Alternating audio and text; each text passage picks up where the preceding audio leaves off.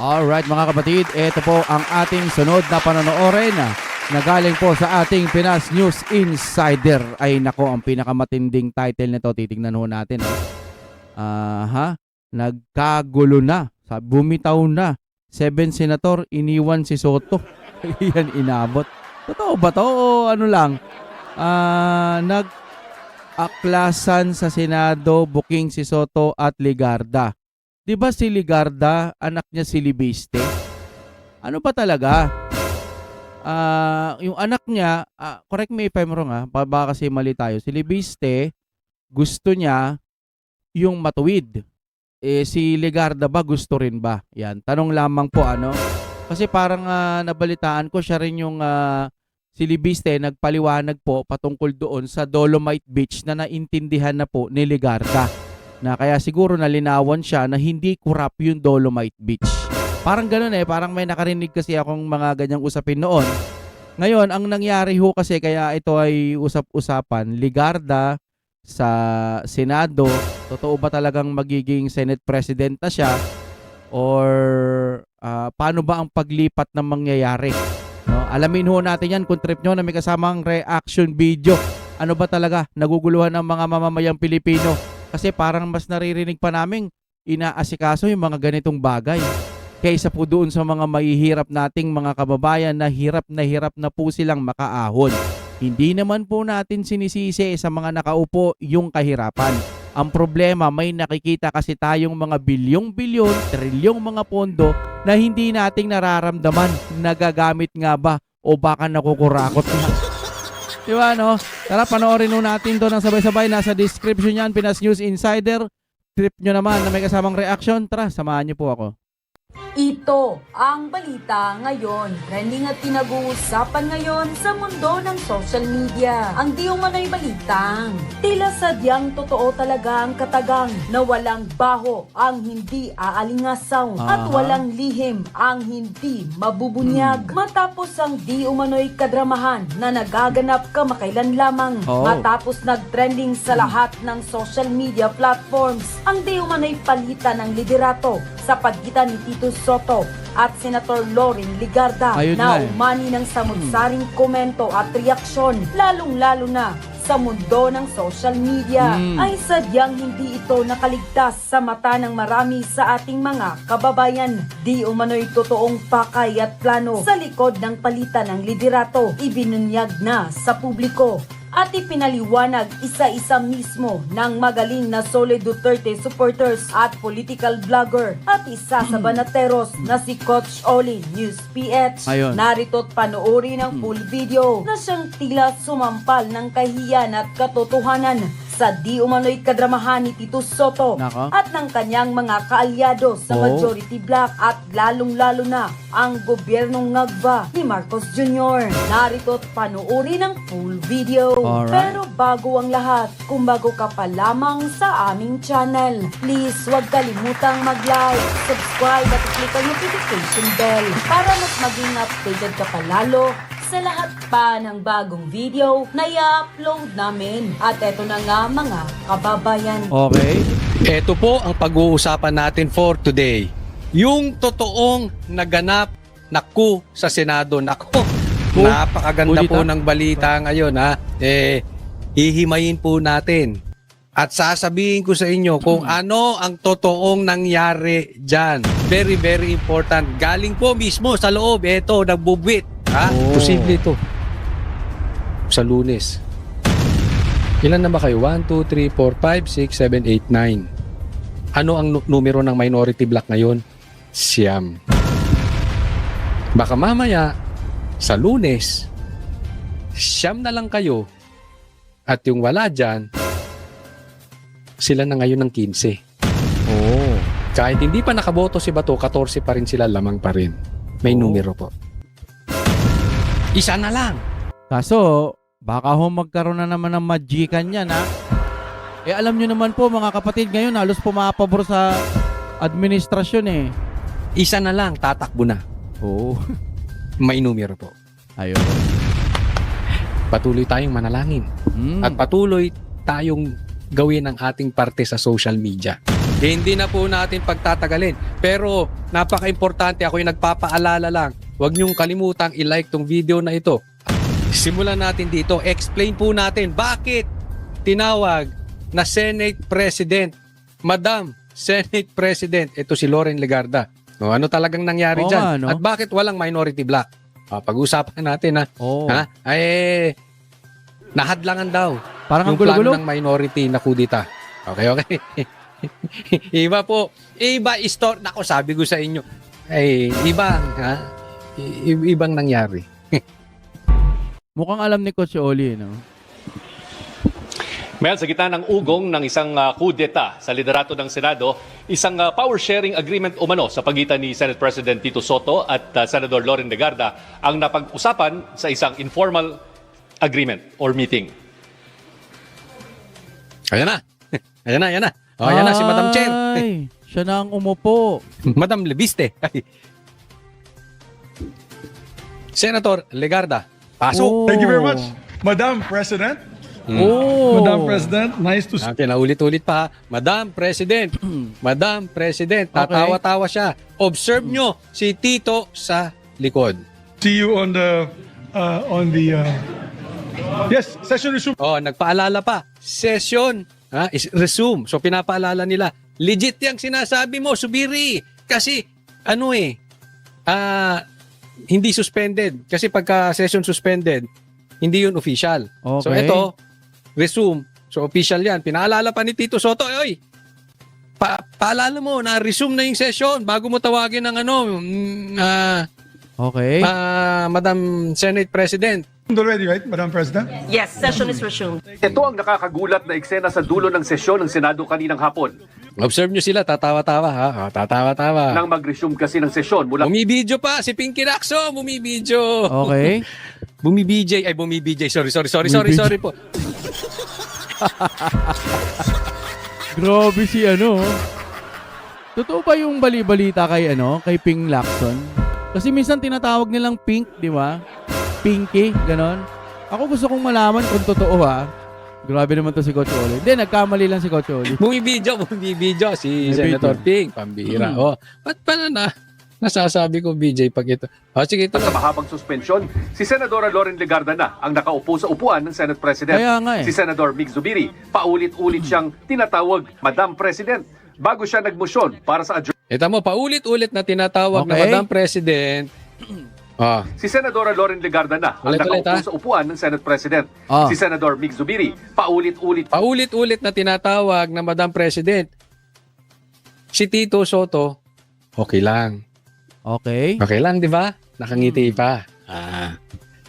siyang tinatawag Madam President bago siya nagmosyon para sa adjournment habang nakangiti ang mga miyembro ng mayorya Nakangiti pa, Ay, natawa-tawa. na nasa session hall kasama na si Senate President Tito Soto. Madam President, I move that we adjourn session until 3 o'clock in the afternoon, Monday, February 9, 2026. I so move, Mr. President. Madam President. Any objections? I don't see the minority here, only the majority. Walang minority. Oh. Sagutin natin yan lahat-lahat. Oh. Observe lang natin ang nangyayari. This is also in cooperation with the minority. With the minority, They know that yes. we're going to adjourn early. Ayan, natawa-tawa. No Sige, tawa objections lang kayo. heard. Session is adjourned until Monday, 3 o'clock. February 9, 2026. Boom! Yun. Okay. Okay, So, Coach Oli, may mga nagtatanong, meron na tayong mga natatanggap na tanong at meron tayong nakakausap na tinatanong, anong nangyari? Kaya nga. Hindi ba alam ng minority tong ganito? Bakit sila nag-attempt?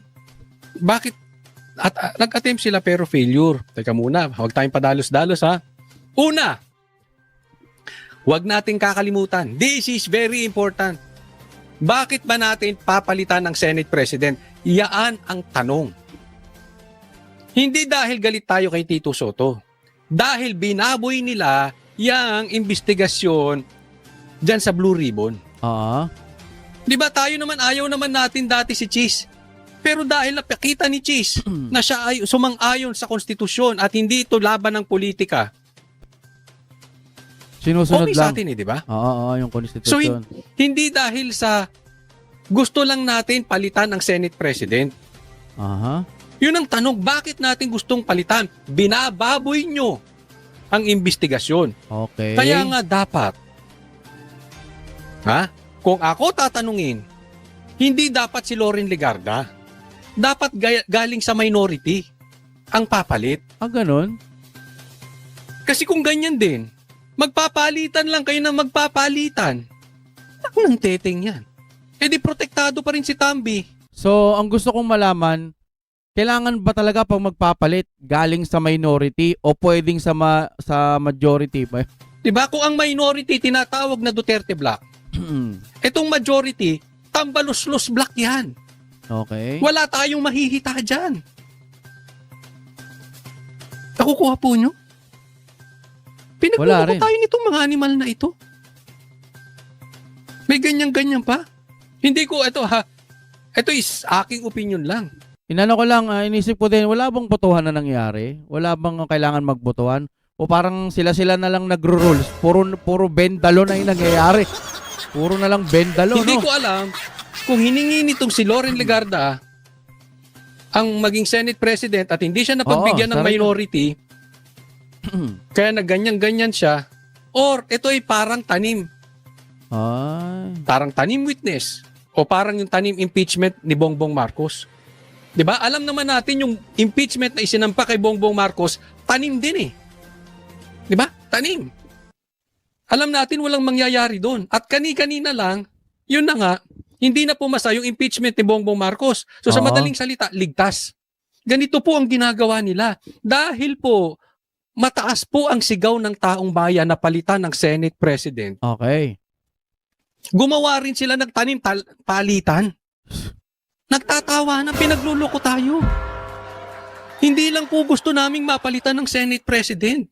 Ang Oo. gusto namin lehitimong pagpapalit ng tayo ng paninindigan.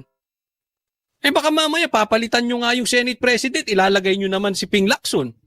Papalitan nyo nga yung Senate President, ilalagay nyo si Risa. Hindi yan ang gusto namin. Ayaw namin ng lokohan. Huwag tayong maglokohan dito.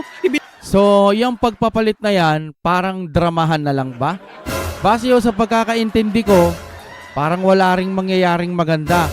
Inimpeach si PBBM, nag-file ng impeachment kay PBBM, pero ang nangyari, na-dismiss na ata o parang madidismiss, ampaw yung impeachment na yon, sinadya na ampaw para magkaroon ng 1-year ban.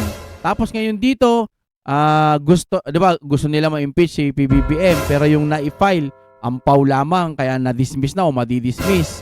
E di 1-year ban, ruling ba yun? O yung hindi mo na siya ma-impeachment sa loob ng 1 taon. Ngayon dito naman kay Loren Legarda, ano ang meron dito? Kasi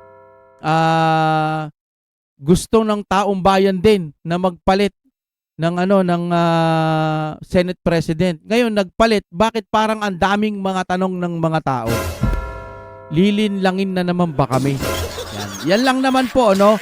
Pero kung si Loren Legarda magiging okay sa Senado, okay naman na din sa akin 'yon. Pero kung meron silang binabalak na hindi maganda, yan ang gusto kong alamin din. Nababoy nyo eh. Alam mo ang ginagawa nito mga animal na ito? Ha? Ginagawa nito sa iyo, sa akin, sa ating lahat, sa mga Pilipino, sa taong bayan. Ginagawa tayong tanga. Ang tingin nila wala tayong isip. Nagsampa ng impeachment kay Bongbong Marcos, kakampi nila. Yung tinatawag nila ngayong Senate President, kakampi din nila. Halos lahat. Masaya ba tayo nun? Alam mo, ganito mangyayari, no? Dumating man yung pagkakataon mapabagsak nila si BP Sara. Siguro yung mga vlogger nung taga-kabila, yung mga taga-support, tontuwa sila kasi makikinabang sila siguro. Pero, mga kapatid, yung taong bayan kawawa. Matalo man nila yung Duterte sa paraang madungis o gusto nila. Sabi nga ni BP Sara hindi nyo ako mapapaluhod. Kahit balatan nyo ako ng buhay, sabi naman gano'n sa English, ewan ko kung ano yung sinabi niya, sa pagkakaintindi ko, kahit na matalo nyo ako, hindi ako luluhod sa inyo. Hindi ako bababa, no? Hindi ako tutulad sa inyo o etc. something like that. Mananatili po siya sa gusto niya, no? Sabi niya nga, kung hindi man ako makatakbo, yung itataas na kamay ko, halimbawa Marcoleta o kung sino pa mga itataas niyang kamay, ipopromote niya bilang presidente. Yun daw ang gusto niyang manalo. sigurado daw siya na baka iboboto yon. Ang problema, paano naman kung magkaroon ng magic sa halalan? Wala, hawak na hawak ngayon mga kapatid. Ewan ko, ano ba talaga ang mahal nila? Taong bayan ba? O gusto nilang makinabang sa mga nakaupo? Ganun ang nangyayari ngayon eh. Kaya yung bansa natin walang asenso. Hanggat may mga mandaraya, mandarambong, magnanakaw, hindi tayo aasenso. Kaya sana pag may matinong leader na maupo, Duterte man o kahit na kaalyado ng Duterte, kung maaari lamang po, sunugin nyo na lang yung mga magnanakaw sa gobyerno o yung mga walang kapakipakinabang. Magkaroon kayo ng mga ebidensya, lahat ang inaakusahan. Tignan nyo kung anong mabuting ebidensya, yung mga ebidensya, tapos patalsikin lahat ng mga tiwali para po sa gobyerno malinis lahat ang maupo. Yan lang naman po ang gusto natin. Malinis po yung nakaupo. Dito, puro tanong tayo, ano po ba talaga ang nangyari? Ayun, basahin ko muna to ha. Grabe ito palang totoong nangyari sa palitan ng liderato sa Senado sa pagitan ni Soto at Legarda na pilit ayaw ipalabas ng mga bayarang media. Okay, tuloy. Hindi. Huwag nyo kaming lukuhin. Hindi yan ang gusto naming Senate President. Ang gusto naming Senate President galing sa minority. Sigurado ko, pag ang Senate President galing sa minority, maninindigan yan. Nakita nyo yung investigasyon before? Nung si Chis ang nandiyan dyan? Nung ang nakikidebate sa kanila, si Alan Cayetano? Oh? Si Cayetano? Di ba? Obvious di ba? Umuusad ang investigasyon. Ganun ang gusto natin. Huwag nyo kami parang ginagawa. Hindi po ito laro-laro. Ha? Hindi yung tatawagin ka lang Senate President, kunwari tapos alam nyo, yan lang ang pinakita sa media, wala namang butuhang nangyari. So kung legality ang pag-uusapan po, kung gagawin man nilang Senate President si Loren, dapat dumaan sa botohan. Yun ang legal. Dito walang dumaang botohan. At kung meron mang dumaang botohan, suspended. Di rin po yung po pwede. Pero yung nangyari ngayon, ito po ilagay natin sa isipan natin. Hindi po yung galaw ng minority. Galaw po ng majority yan.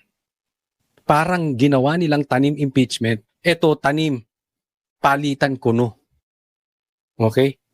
Tapos para nang-aasaroy Senate President, ito gusto nyo, Senate President, mabago, hindi po. At saka po, basta nakaupo dyan, ang tawag, Senate President. Huwag po natin kakalimutan yan ha. Basta nakaupo dyan. Ganun po. Diba? Parang pinaglalaruan nila taong bayan. Kalokohan itong mga to. Patuloy natin.